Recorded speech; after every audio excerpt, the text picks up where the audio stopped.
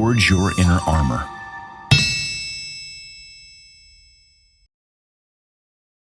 Man steps in the same river twice because the man is not the same and either is the river. And the whole concept there is that we're changing. Every cell in your body is different now than it was 2 minutes ago. Okay. You're going to get a whole new stomach lining in a few days. Okay. You're going to replace your entire skeletal system in 10 years. Okay. You're constantly changing, rejuvenating, making new skin cells. And so you're different. And how do we change or become dynamic in our resilience? Like I have a quarterback that I've worked with for about 13 years now. And when I first started working with him, he would be just as engaged when the team was on offense as when he was on the sidelines on defense.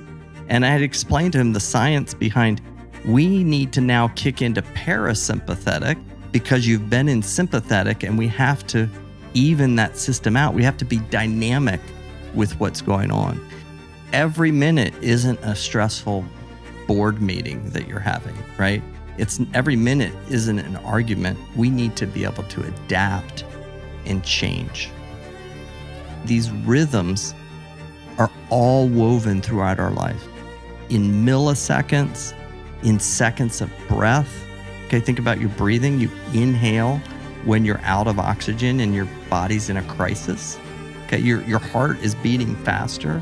So you inhale and you give it oxygen. And what does the heart do? It starts to beat a little bit slower. Now, the average of that is your pulse, but it's really upbeats and downbeats of a parasympathetic and a sympathetic rhythm. And so our breath has rhythm to it. Our days have rhythm to it. There's the daylight, there's the nighttime, right? We see these rhythms. Our circadian rhythm, which is a little bit longer than 24 hours, but it's a 24-hour cycle. Our circadian rhythm is seasons of the year. These rhythms exist all over the place. On a macro level, that's happening, but it's also happening to me physically, right? The tide is changing, and it's also happening to me emotionally, right? If you're in high tide right now, I can guarantee you something, you're going to experience low tide. Okay. And I can also tell you when you're in low tide, there's hope for you to experience high tide, right?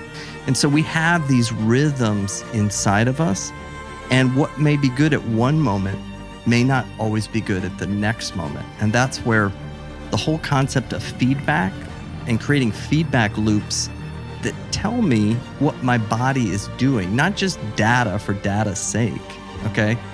But actually using that information to know how to adjust my breathing, adjust my heart rate, adjust my sleep cycles, adjust my microbiome, adjust my hormones. All these different things are altering. There isn't just one size fits all. And when you think that it's one size, that I'm going to do the rest of my life this way, you're missing out on the beauty of how our body is changing constantly and how we need to adapt to it. Well, what we were doing was we're working with that understanding that we're dynamic, we're changing. Even when I sit down to relax, I'm changing. And I need to have feedback. I need a dashboard to see, well, how do I alter that? Just like the pilot operating the plane, right? I need to faster, slower, I'm not going to descent. I'm going to ascent. Whatever I'm going to do, I need those dials. And so we provide those dials. And in doing so and adjusting some of the stuff, it's been amazing in human potential, what we've been able to see, something I've never seen before. I mean, it's more complex to drive a car than really to learn to manage the autonomic nervous system.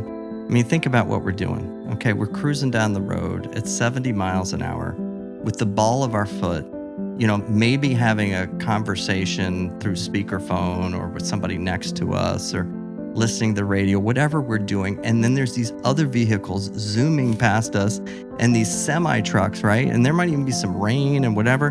And I'm keeping with the ball of my foot at 70 miles an hour. And somebody looks over at me and maybe something adjusts and they say, how fast are you going? Oh, I think I'm going about 72. And I look and I'm going 72. Are you kidding me? Well, why? How did you do that? Somebody who's never been in a car before, they can't do that. You did that with a speedometer. We created a feedback loop, and that feedback loop became so much a part of your person that you don't even need it most of the. I mean, you still want to use it and you check it every once in a while, but you don't sit there and stare at it, right? That's giving you a glimpse into the capacity of what the brain and body can do if you give it feedback on itself to optimize your brain and body. Even on your worst day out there, I want people to realize you're an amazing creature. You are amazing. You have the most amazing thing in the world, and that's that brain and that autonomic nervous system.